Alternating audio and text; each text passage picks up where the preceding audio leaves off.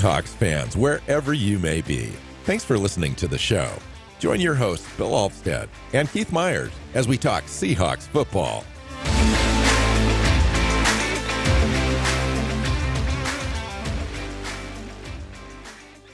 Hey, hi, Seahawks fans. Welcome back to another episode of the Seahawks Playbook podcast. I'm your host, Bill Alvstad, sitting down with co-host Keith Myers here to talk Seahawks football.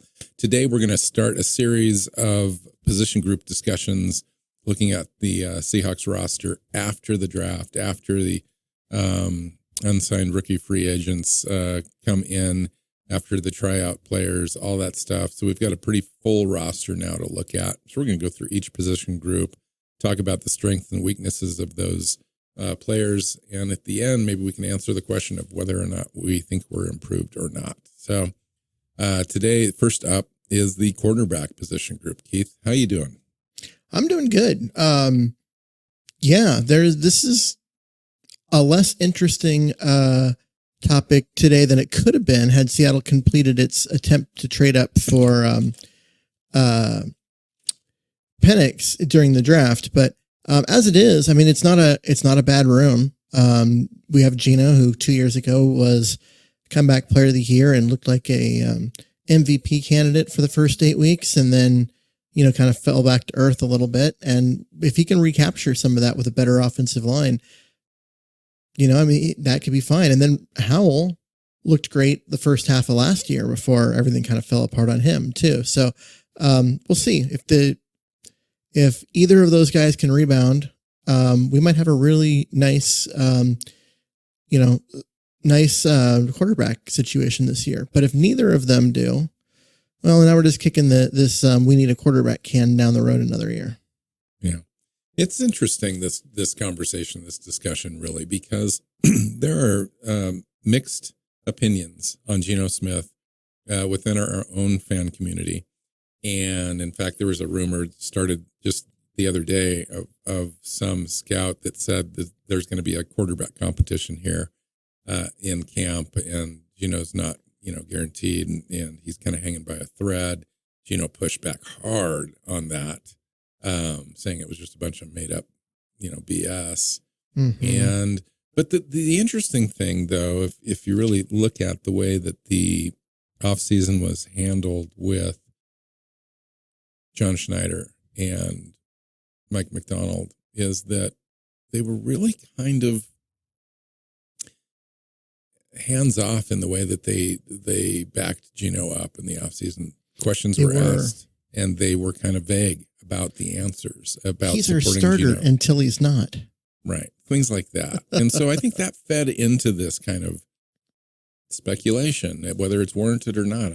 I don't believe that it is. I think when you really take a look at Geno, his cap number is 26.4. It's not that big of a deal. The 38.5 is next year, but you can move on from Geno if you needed to next year, or restructure and save $25 million in cap space next season. He turns 34 years old in October. You'd mentioned the up and down part of the first year in 2022 when he came on. In 2023, it was kind of the tale of two halves, only in reverse. The first half of the year, I thought he struggled. In the second half, I thought he looked good, including the gauntlet part of the schedule that we went through. He had an 82.9 overall grade on Pro Football Focus in 2023. But the last half of 2023, Geno finished fifth overall in passing grade in the NFL. Did that with a 26th ranked offensive line overall and a dead last offensive line when it came to pressure rates and time to throw. Time to throw, he was ranked 26th as well. And so I think, and you take a look at his propensity to lead game-winning drives. He led all quarterbacks this year in game-winning drives, and led 3 comebacks in 3 other games that the defense didn't hold. And then you combine that with the 2022 stats. Geno's led the NFL in comeback wins the last 2 seasons. In fact, I think he holds the record for he has wins. I think that you probably shouldn't discount the fact that he was part of the reason the team was behind. In in some of those games. Yeah, Keith. No, I was going to segue into the idea that that's all great and fine, but then there's these inconsistencies. Mm-hmm. There's the plays where you're at the end of the half and he's trying to do too much and he takes a sack for a big loss and gets us out of points. And there are some other decisions and mental mistakes that are made that you'd like to see cleaned up a little bit. Now, maybe that's helped by a new offensive coordinator. You mentioned the offensive line maybe improving a little bit. And so incrementally, I think just a little bit can go a long way with Geno. He's not that far away from being a really decent top 10 quarterback in this league, I think. Now the question is long term. This is the solution this year. That's fine and dandy. What are we going to do long term? Is Geno at 34 next year something we want to bank, another 3 or 4 year contract on? I don't know. Even if he does really well this year. So, and then you've got Sam Howell. You'd mentioned Sam. Now Sam's on a cheap contract, $985,000 this year, $1 million next year, non-guaranteed. Yeah. And so 5th round draft pick. It's actually a really decent. I love kind of the way that it all worked out. In that they sent away some draft picks for him, late round compensation. They got him in, and the way the draft fell in the first round, Keith, there were six quarterbacks taken prior to their pick, and they wouldn't have had a shot at any one of them. They tried to move up, and they couldn't. And so they ended up with Sam Howell, who's only 23 years old, has a full season of starts under his belt, and did well in like 2/3 of those starts. Now, the first half was stellar. For a rookie coming in, he led the league in pass attempts. He was 12th in yardage, 15th in touchdowns, but he was also led the league in interceptions. And he faded down the stretch. In fact, got benched. But there's some upside there of Sam Howell that I like. And if you sit him behind Geno Smith for a year, which I really like as a vet who is willing to teach and being a good leader and kind of showing him the ropes as a vet, you couldn't ask for a better situation for Sam.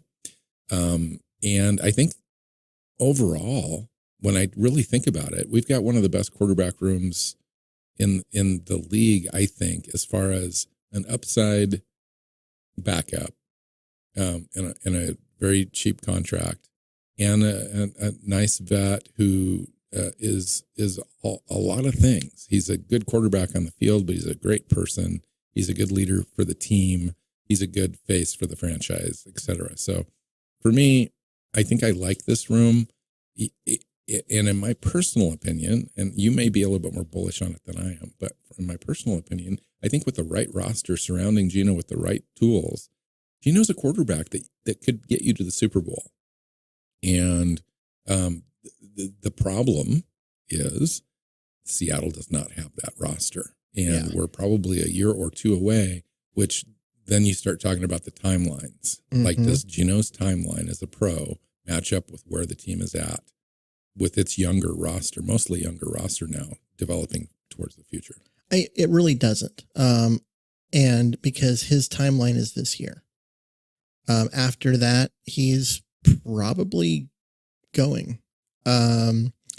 And so what does that tell you about where the pressure of winning in the NFL today and the new coaching staff, and then John Schneider's reputation, and then you've got this young kid who maybe the Seahawks are better off starting if they're planning on trying to figure out who Sam Howell is into the future. Like, they won't even have that answered really by the end of next year. Schneider is trying to keep this team competitive while the roster turns over and gets younger and cheaper and more athletic and all of those things. He wants them to be competitive as they do it and not, go do what Sam Howell's former team did and go 5-13 or 4-13 last year. And he doesn't want to do that. He doesn't want to have that year. So he's trying to keep the roster competitive while he churns it over. And that's why Gino's still here. And because he gives them an opportunity to be competitive while they finish fixing things. There's a lot still to fix. They don't have long-term answers at a lot of key positions. They've got short-term band-aids. And I think the team can actually be pretty good this year, but it's not set up for sustained success at the moment. And part of that is that Gino is on the last year of his deal. I mean, yes, there's one more, but he's got two more. Yeah. Whatever. Those years were not put there as, hey, you're going to go earn this. This was push money into the future so that way we could get him on the roster when they did and make his agent happy because it looks like, hey, he got Geno Smith this pile of money when that he'll never see it. I mean, agents do that in contracts all the time.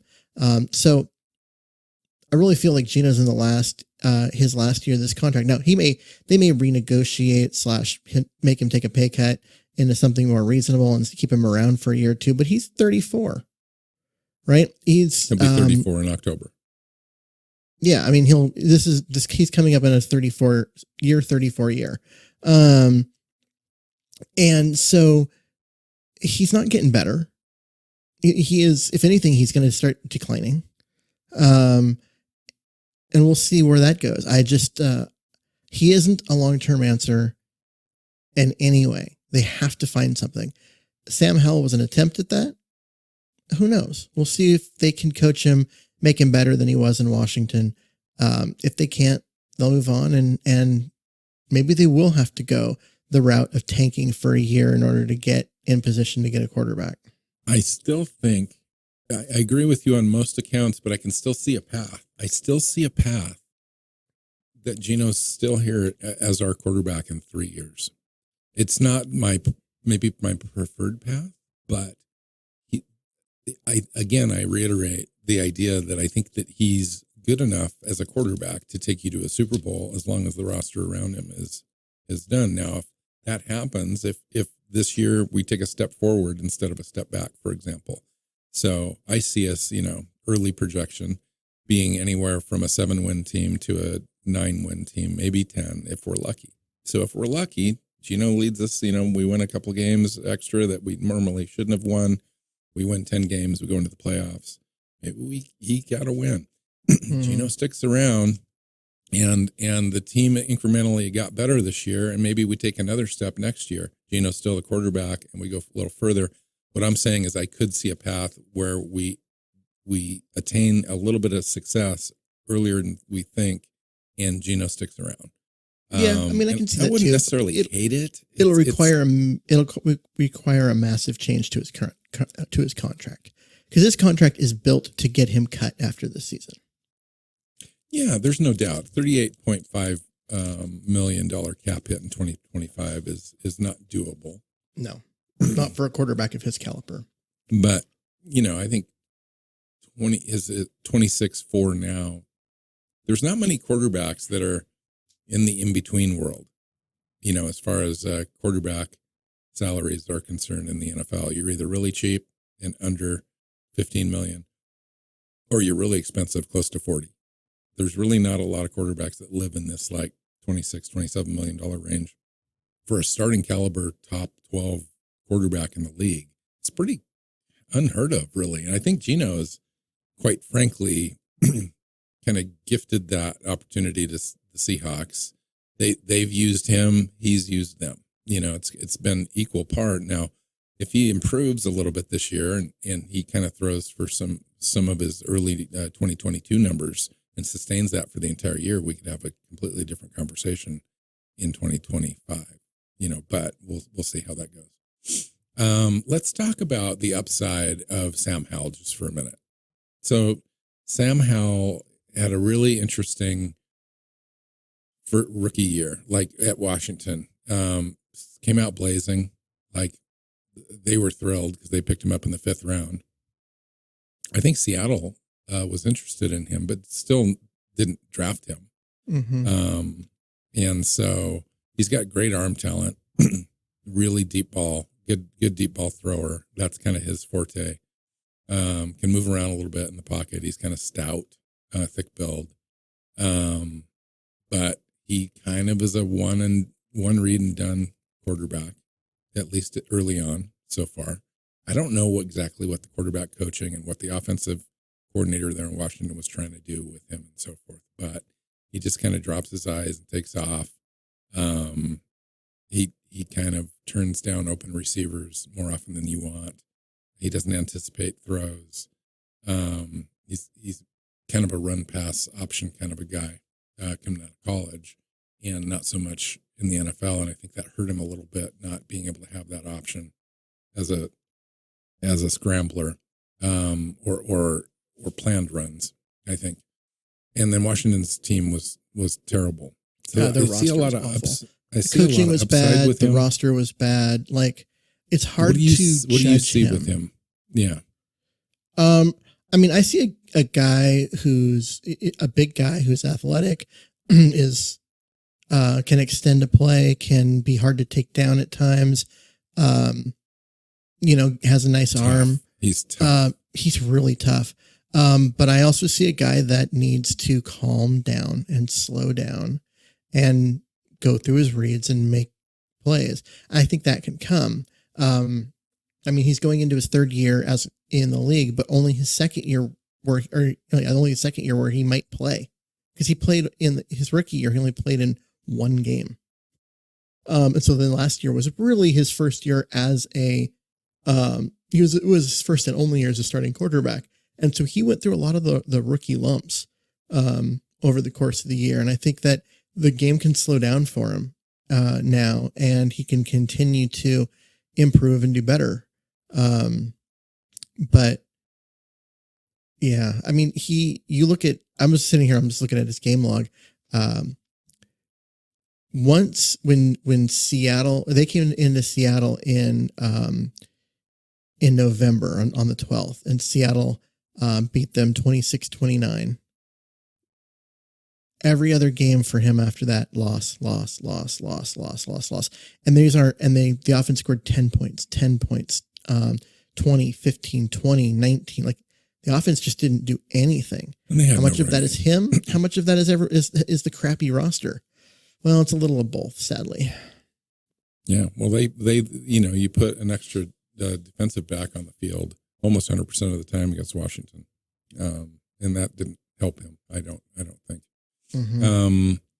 Yeah, I think there's a lot of upside there. When you really think about the way the draft ended up going again and again, I want to point to John Schneider, kind of figured that out, saw that Seattle wasn't probably going to be in a position to get a quarterback. I think they improved the quarterback room by letting Locke go, who we saw what he was. Now, he wasn't so bad, but Sam Howell's younger, less expensive, and a little bit more upside there. So you go with Howell. Mm-hmm. Now, long-term wise, Sam Howell's under contract for another couple of years. Gino's under contract for a couple of years. Both those things are you can kind of get out of them. Oh yeah. Beyond that, they picked up a kid and signed an undrafted drafted rookie free agent quarterback, Chevon Cordero, San Jose State. 6 foot, 200 pounds, kind of scrambles around, athlete. Completed 61% of his passes, 20 touchdowns. Small school guy. I don't know. And small school guy, played like a small school guy. Not yeah. He's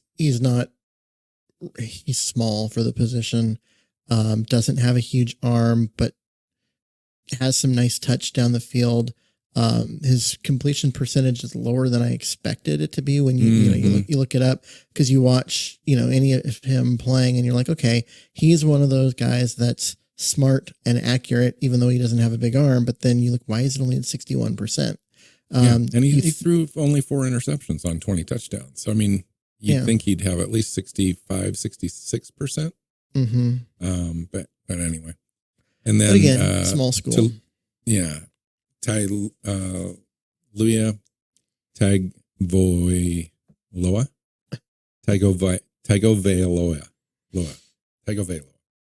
I've never been able to pronounce that last name. Never. Just crazy. Tua's younger brother. Yes.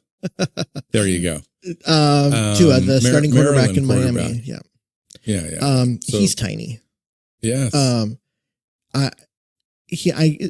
You said that he measured in it at 5'11" and a quarter, and I have a hard time believing that. Just seeing a picture of him in a huddle, like standing next to his teammates, he looks like he's like 4'7". And I know, okay, offensive linemen are huge, and so it's not a fair comparison there. But he looks tiny. He looks like he's like 5'8" in cleats.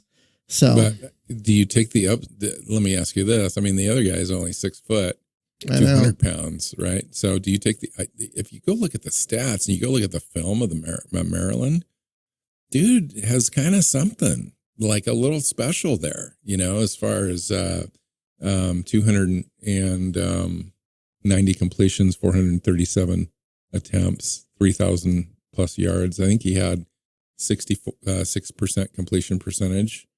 And just kind of a fun player, really. Yeah, I mean, we'll see. He's not his brother, and I think it would be unfair for anyone to think of him as his brother. His brother is a far greater prospect as a player. And does that mean he can't play? No, I'm not saying that. I'm just saying that, like, if you're expecting him to be another Tua, you're going to be really disappointed, I think. So I wrote down some questions as part of this discussion, just some talking points, and we can just kind of go with it a little bit. First question: what is the short and long-term path to get to a Super Bowl? From the quarterback perspective? Yeah, I mean, these are questions around that position. Short term would be hope the roster is way better than it looks on paper and that Geno can do it. Long term is going to be there's not a Super Bowl quarterback on this roster, and they got to get one. And that's why they tried to trade up for Penix, is because they know that there's not a Super Bowl quarterback on this roster.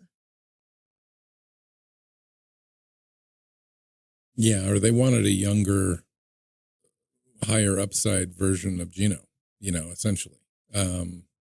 And I don't blame them. I mean, they're going to have to do it at some point. They'll have to figure it out, whether that's lose badly in a season and have the first overall pick or a second overall pick, or you move up and you get one, because there's really no other choice.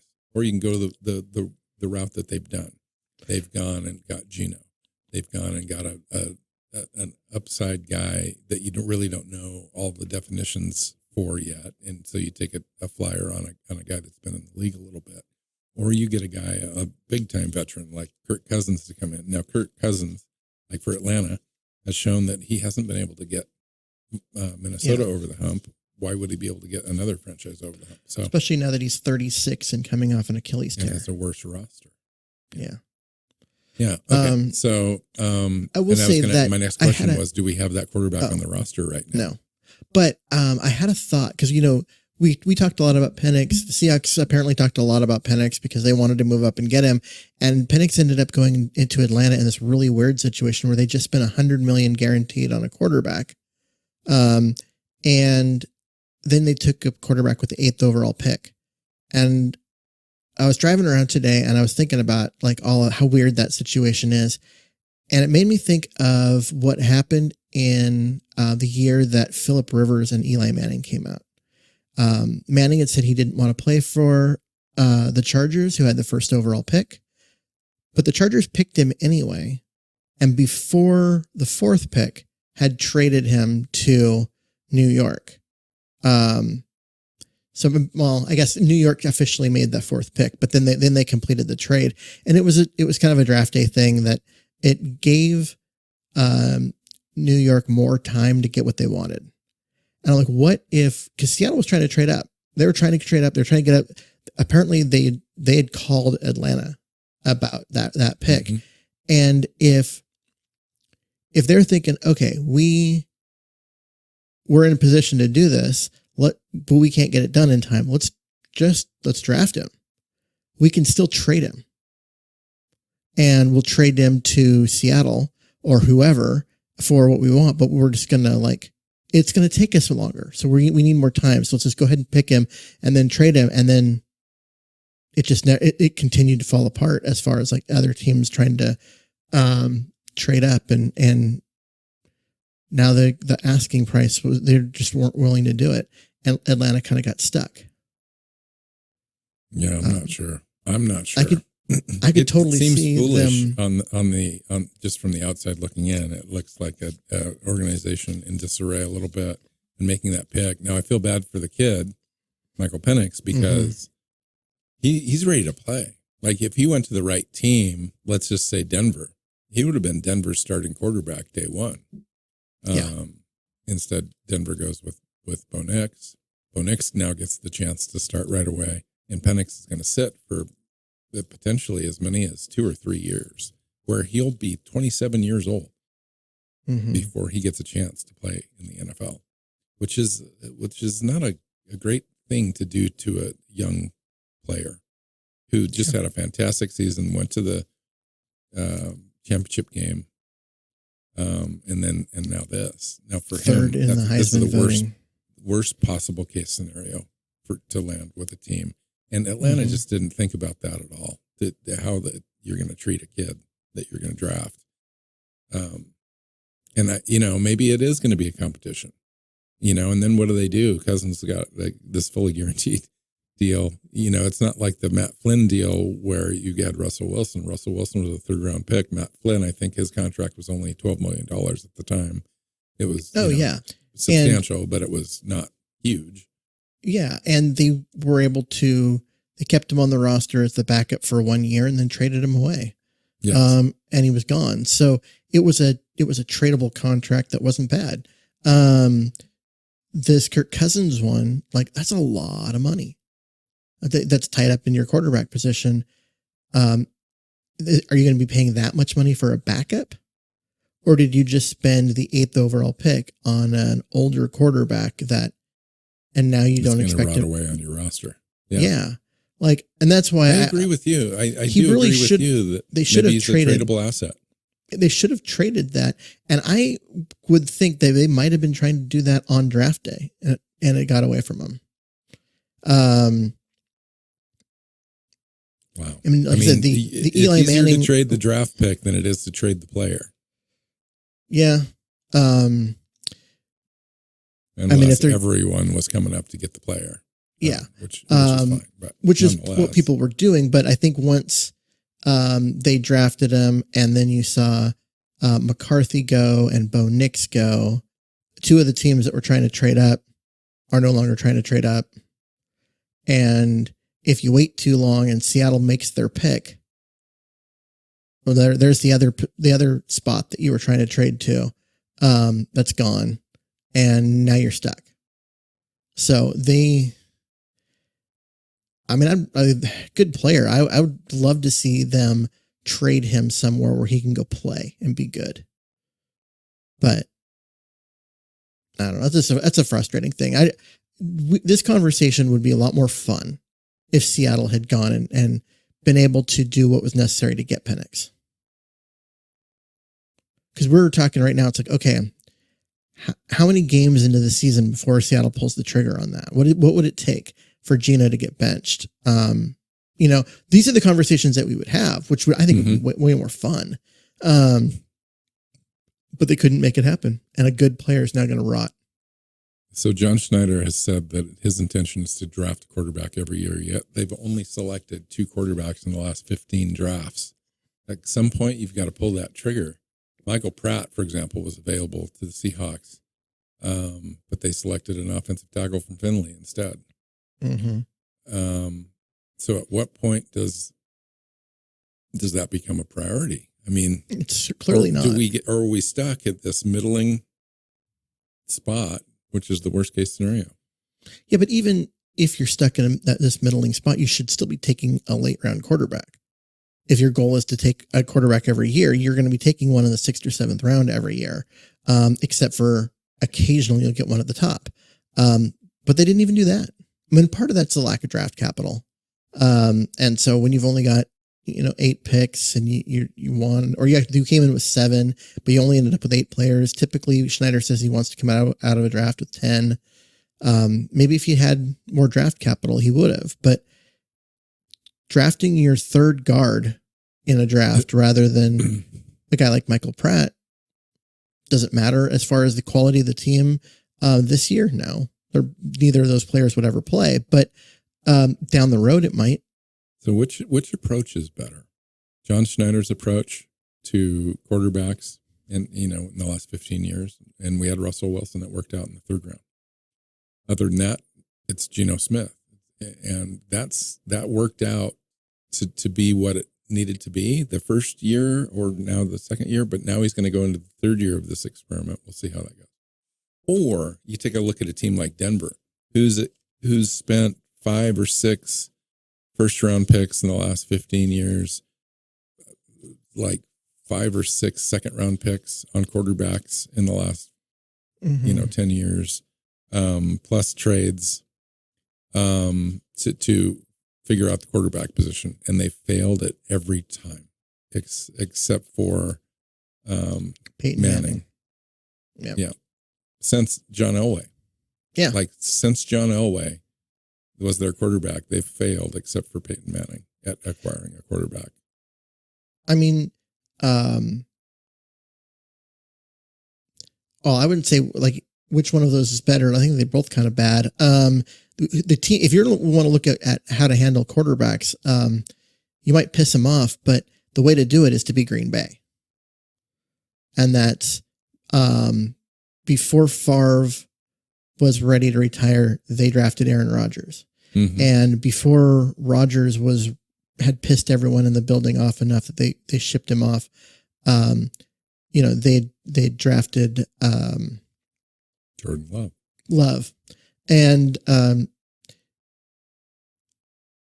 don't know. Everyone was pissed when they drafted Jordan Love, but he's still a cheap player, and he played pretty well last year. And Rodgers went on. Rodgers played 4 plays. So, maybe this thing with Sam Howell is a blessing in disguise. We just don't know yet. Yeah, I have a hard time saying, "Oh, he's a crap player," because look at his stats and stuff, and 21 interceptions. You got to realize, he was going through all those rookie growing pains, and that roster was trash last year. And I am not a fan of that previous coaching staff in any way. Mm-hmm. Like that, he was in a terrible situation. No one was going to succeed there. So it really is a situation where we don't even know what we have in Sam Howell. It's true. But what we do have is someone who has some experience, and hopefully the game will slow down for him and he can make quicker decisions and get the ball out of his hands. And if he can do that, he can play in this league. I mean, that's the one thing we need Geno to do, is to make his decision and get the ball out of his hands. Mm-hmm. Yes. So. Yes. But we have Grubb, who's really good at that.